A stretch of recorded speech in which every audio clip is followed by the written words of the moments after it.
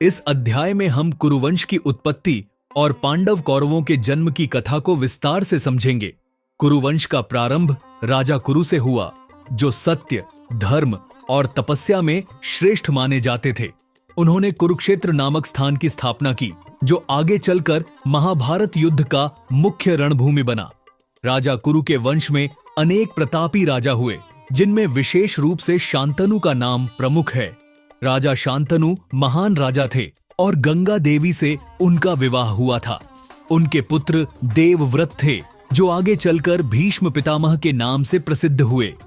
भीष्म ने अपने पिता के प्रेम के लिए कठोर प्रतिज्ञा ली कि वे आजीवन ब्रह्मचर्य का पालन करेंगे और हस्तिनापुर के राज सिंहासन के लिए कोई संतान उत्पन्न नहीं करेंगे। उनकी इस प्रतिज्ञा ने हस्तिनापुर के भविष्य को गहराई से प्रभावित किया। राजा शांतनु के निधन के बाद उनकी दूसरी पत्नी सत्यवती के 2 पुत्र हुए, चित्रांगद और विचित्रवीर्य। चित्रांगद युद्ध में मारे गए और विचित्रवीर्य को राजा बनाया गया, लेकिन वे अल्पायु में ही मृत्यु को प्राप्त हुए।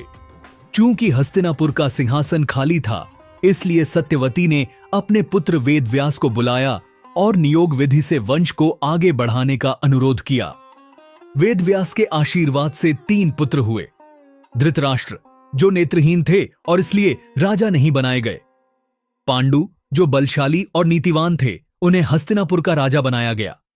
विदुर, जो नीति और धर्म के झाता थे, लेकिन क्योंकि वे दासी पुत्र थे, इसलिए राजा नहीं बन सके। धृतराष्ट्र का विवाह गांधारी से हुआ, जिन्होंने 100 पुत्रों को जन्म दिया, जो कौरव कहलाए। उनके सबसे बड़े पुत्र का नाम दुर्योधन था। पांडु की 2 पत्नियां थीं, कुंती और माद्री। कुंती को एक वरदान प्राप्त था, जिससे वे देवता